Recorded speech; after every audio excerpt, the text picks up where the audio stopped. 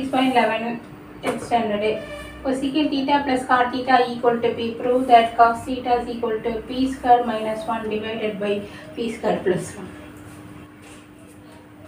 Okay.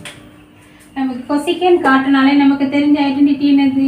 cosecant square theta minus cot square theta equal to 1. Again a square minus b square கூட எடுத்தோம் அப்படின்னா cosecant theta plus cot theta into cosecant theta minus cot theta equal to 1.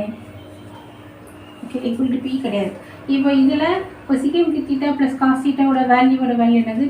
p into cosecant theta minus cot theta is equal to 1. அப்போ இதில் நமக்கு கிடைக்கிறது என்னென்னா cosecant theta minus cot theta is equal to 1 by p. இதை 1 name பண்ணுங்க, இதை 2 name பண்ணுங்க. ஓகேவா? First add 1 and 2.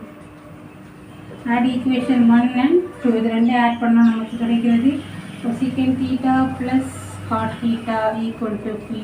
cosecant theta minus cot theta equal to 1 by p. cot theta cancel ஆகும்.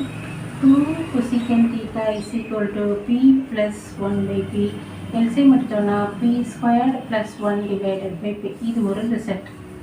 அடுத்து என்ன பண்ண போகிறோம்? சப்ராக்ட் பண்ண போகிறோம்.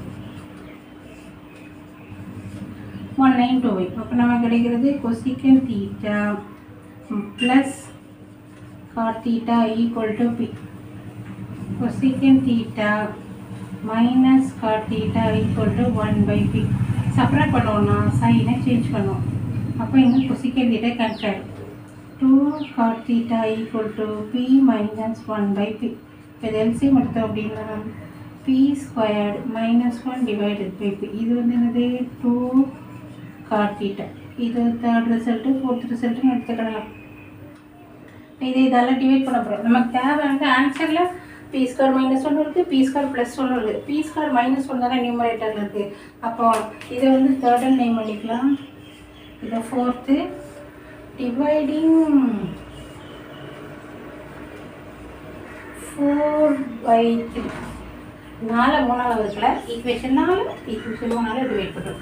ஈக்குவேஷன் 4 நமக்கு என்னது? 2 cot theta is equal to p squared minus 1 divided by p. Whole thing divided by third equation வந்து 2 cosecant theta is equal to p squared plus 1 divided by p. Numeratorலையும் fraction, denominatorலையும் fraction. 2 cancel ஆகும். cot theta எப்படி எழுதலாம்? cos theta by sin theta divided by 1 by sin theta equal to again p squared minus 1 divided by p into p by p squared plus 1. numerator fraction, denominator fraction இருந்ததுன்னா denominator இருக்கிற fraction என்ன செஞ்சுருவோம்? reciprocal எடுப்போம். அப்போ நமக்கு p cancel ஆகும். இங்கேயும் அதே தான் இருக்குது, numerator denominator fraction. அப்போ நான் reciprocal எடுத்தோம். cos theta by sin theta into sin theta by 1 is equal to p squared minus 1 divided by p squared plus 1.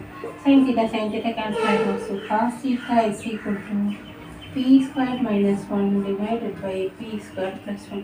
இதுதான் நம்ம ப்ரூவ் பண்ண வேண்டிய result. cos theta is equal to p squared minus 1 by p squared plus 1. இந்த சம்மில் இந்த மாதிரி cos theta ப்ளஸில் value கொடுத்துருந்தாங்க அப்படின்னா மைனஸ் வேல்யூ என்னென்னு பாருங்கள்.